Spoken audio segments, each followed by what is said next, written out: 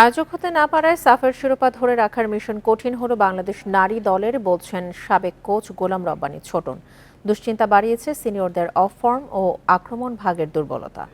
লাল সবুজের শিরোপা জয়ের চ্যালেঞ্জ সহজ হতে পারে অভিজ্ঞদের অন্তর্ভুক্ত করে পরামর্শ ছোটনের। চ্যাম্পিয়নের তকমা নিয়ে এবারে নারী সাফের আয়োজক হওয়ার সুযোগ ছিল বাংলাদেশের। ভেন্যু সংকটের কারণে সেটা সম্ভব হয়নি। টানা দ্বিতীয়বারের মতো আসর হতে যাচ্ছে নেপালে। ফলে বাংলাদেশের শিরোপা ধরে রাখার পথ হয়েছে কঠিন। ভারতের পাশাপাশি বাংলাদেশের জন্য আয়োজক নেপালও হতে পারে বড় প্রতিপক্ষ, বিশ্লেষণ সাবজয়ী সাবেক কোচের। যখন নেপাল বাংলাদেশে আসতো তখন কিন্তু নেপাল দুর্বল হয়ে যেত, কিন্তু আপনার নেপালের মাঠে নেপালে কিন্তু অনেক শক্তিশালী দল। এইটা হলো আপনার একটা পার্থক্য। 2 বছরের ব্যবধানে বাংলাদেশ দলে এসেছে বড় ধরনের পরিবর্তন। সেরা ছন্দে নেই সাবিনা, সানজিদা, মাসুরার মতো অভিজ্ঞরা। স্বপ্না, আখির মতো খেলোয়াড়রা বিদায় জানিয়েছে জাতীয় দলকে। ফলে এবারে সাফ শিরোপা ধরে রাখা কঠিন হবে বাংলাদেশের, যুক্তি সাবেক কোচের।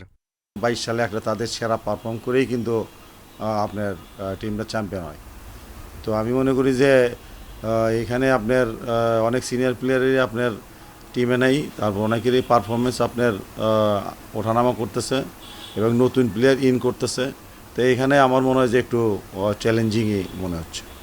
ফিফা প্রীতি ম্যাচে শক্তিশালী চাইনিজ তাইপের বিপক্ষে প্রথম ম্যাচের তুলনায় দ্বিতীয় ম্যাচে ভালো খেলেছে বাংলাদেশ। তবে আক্রমণ ভাগের দুর্বলতা চোখ এড়ায়নি সাবেক কোচের।